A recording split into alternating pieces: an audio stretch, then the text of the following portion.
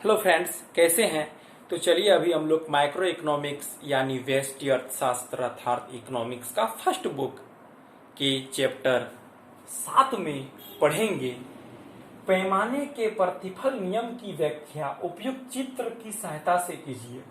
यानी पैमाने का जो प्रतिफल नियम है उसका वर्णन करना है, व्याख्या करना है चित्र सहित।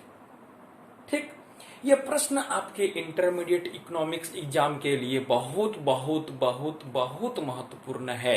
यानी यह प्रश्न एग्जाम में बहुत बार आ चुका है और बहुत बार आएगा भी। यह ऐसा प्रश्न है। तो कहता है कि पैमाने का प्रतिफल नियम है क्या, इसको जानना होगा पहले, तब इसका व्याख्या चित्र सहित करेंगे हम लोग।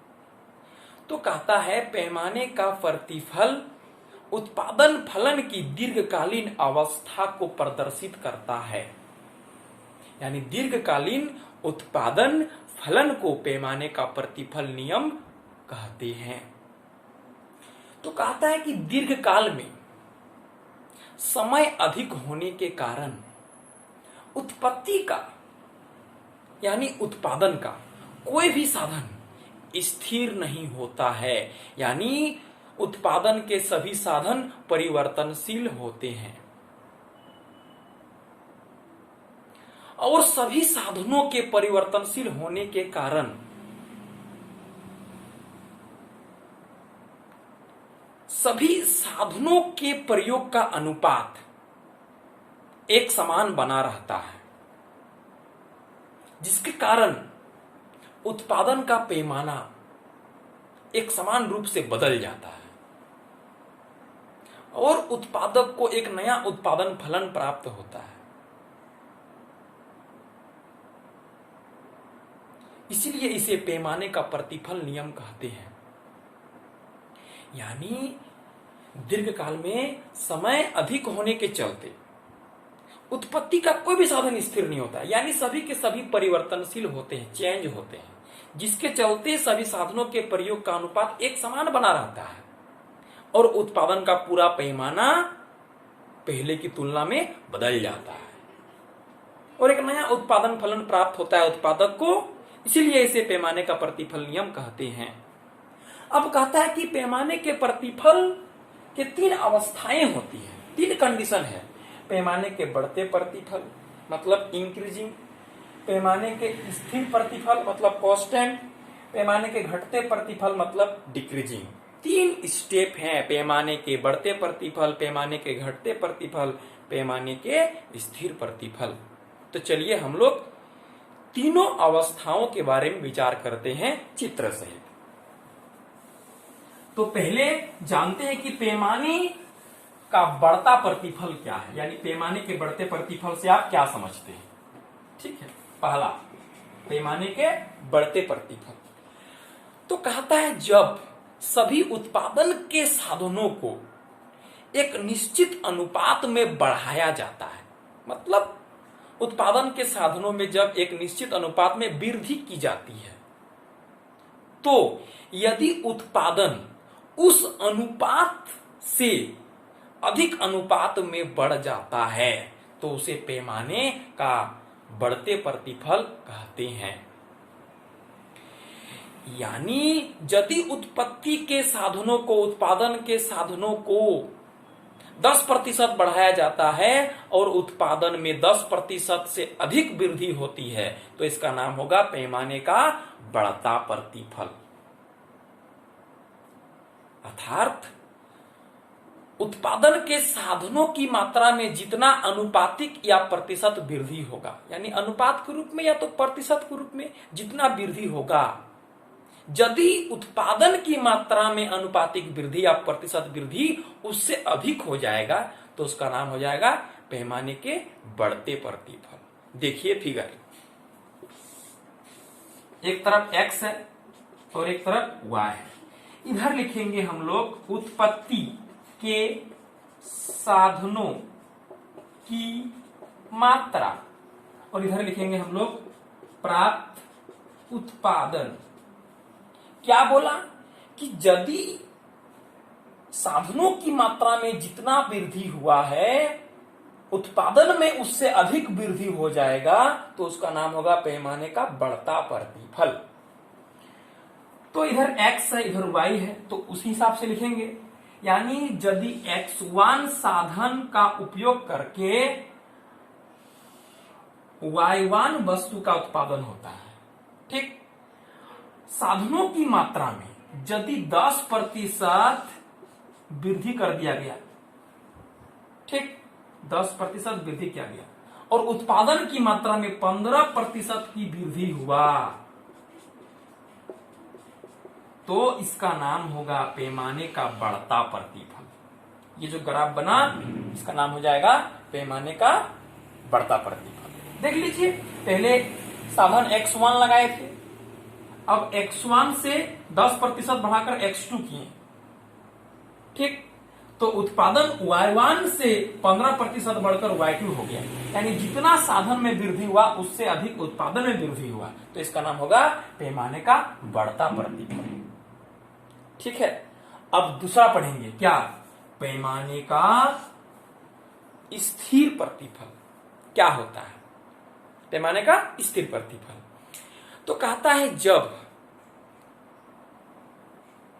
सभी उत्पत्ति के साधनों को यानी उत्पादन के सभी साधनों को जिस अनुपात में बढ़ाया जाता है यदि उत्पादन भी उसी अनुपात में बढ़ जाता है तो उसका नाम होगा पैमाने का स्थिर प्रतिफल। जैसे यदि उत्पादन के साधनों उत्पत्ति के साधनों में 10% वृद्धि की जाती है और उत्पादन में भी 10% की वृद्धि होती है तो इसका नाम होगा पैमाने का स्थिर प्रतिफल। यानी उत्पादन के साधनों की मात्रा में अनुपातिक या प्रतिशत वृद्धि जितना हुआ उतना ही उत्पादन की मात्रा में प्रतिशत या अनुपातिक वृद्धि होगा तो उसका नाम होगा पैमाने का स्थिर प्रतिफल। यानी दोनों एक समान स्थिर है, गड़बड़ नहीं हुआ है तो उसका नाम होगा पैमाने का स्थिर प्रतिफल। इसका ग्राफ देखिए, तो एक तरफ होता है उत्पत्ति के साधनों की मात्रा और एक तरफ होता है प्राप्त उत्पादन। प्राप्त उत्पादन उत्पत्ति के साधनों की मात्रा, ठीक, x1 साधन लगाएं तो y1 वस्तु का उत्पादन हुआ, साधनों की मात्रा में 10% वृद्धि कर दिए। कितना वृद्धि किए? 10% वृद्धि कर दिए, ठीक, और उत्पादन की मात्रा में भी 10% का ही वृद्धि हुआ। देखिए ये गैपिंग और ये गैपिंग देखिए, पहले क्या था, ये गैपिंग छोटा था ये गैपिंग बड़ा था, अब क्या है, ये भी 10% और इसमें भी 10% का वृद्धि होगा तो कहलाएगा पैमाने का स्थिर प्रतिफल। यानी साधनों की मात्रा में जितना वृद्धि हुआ यदि उत्पादन की मात्रा में भी उतनी ही वृद्धि होगा तो उसका नाम होगा पैमाने का स्थिर प्रतिफल। 10%, 10%, ठीक। अब तीसरा है पैमाने का घटते प्रतिफल यानी डिक्रीजिंग होगा। तो कहता है पैमाने का घटता प्रतिफल होता क्या है, तो कहता है जब उत्पत्ति के सभी साधनों को उत्पादन के सभी साधनों को जिस अनुपात में बढ़ाया जाता है यदि उत्पादन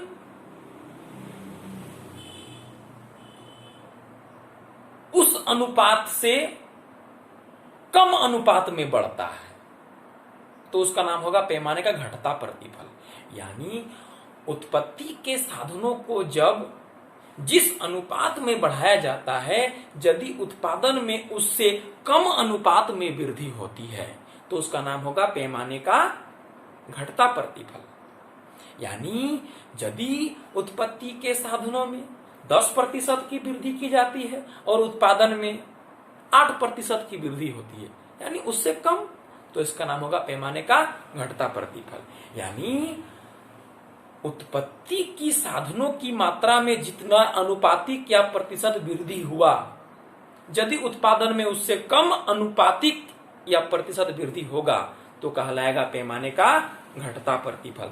देखिए फिगर 3 नंबर ना, पैमाने का घटता प्रतिफल। तो कहता है एक तरफ x और एक तरफ y होता है, इधर होता है क्या, उत्पत्ति के साधनों की मात्रा, और इधर क्या, प्राप्त उत्पादन। ठीक, x1 साधन लगाएं तो y1 वस्तु का उत्पादन हुआ। ठीक, अब साधनों की मात्रा में 10% की वृद्धि किए। ठीक, तो उत्पादन की मात्रा में 8% का ही वृद्धि हुआ, 10% नहीं हुआ, उससे अधिक नहीं हुआ, 10% से कम हुआ, मतलब 8% हुआ, 7% हुआ, 6% हुआ। तो इसका नाम हो जाएगा पैमाने का घटते प्रतिफल। ठीक है, जब उत्पत्ति के साधनों की मात्रा में 10% वृद्धि किए और उत्पादन की मात्रा में 10% से कम वृद्धि हुआ, मतलब 8% हुआ, 7% हुआ, 5% हुआ, तो उसका नाम होगा पैमाने का घटता प्रतिफल। ठीक है, अब हम लोग क्या करेंगे, एक ऐसा ग्राफ बनाएंगे जिसमें पैमाने के बढ़ते प्रतिफल, स्थिर प्रतिफल, घटते प्रतिफल तीनों को दर्शाएंगे। ठीक है, देखिए शॉर्ट में तीनों कैसे हम दर्शा सकते हैं। तो एक बड़ा फिगर बना लिए, x और y इधर लिख दिए, उत्पत्ति के साधनों की मात्रा, और इधर क्या लिखेंगे, प्राप्त उत्पादन। पैमाने के बढ़ते प्रतिफल मतलब बढ़ेगा शॉर्ट में, स्थिर प्रतिफल मतलब स्थिर रहेगा, घटते प्रतिफल मतलब घटेगा। यानी A से B पैमाने का बढ़ता प्रतिफल, B से C पैमाने का स्थिर प्रतिफल, C से D पैमाने का घटते प्रतिफल। तीनों को एक ही फिगर में दर्शा दिए। A से B बढ़ रहा है, पैमाने का बढ़ता प्रतिफल, B से C स्थिर है, पैमाने का स्थिर प्रतिफल, C से D घट रहा है, पैमाने का घटते प्रतिफल। ठीक है, यानी पैमाने के प्रतिफल के 3 अवस्थाएं होती है, पैमाने के बढ़ते प्रतिफल, स्थिर प्रतिफल, घटते प्रतिफल। ठीक है, मिलते हैं आने वाले वीडियो में। यह प्रश्न को अच्छी तरह से दिमाग में सेटिंग कर लीजिएगा, क्योंकि यह प्रश्न बहुत बहुत इंपॉर्टेंट है आपके इंटरमीडिएट इकोनॉमिक्स एग्जाम के लिए। मिलते हैं आने वाले वीडियो में।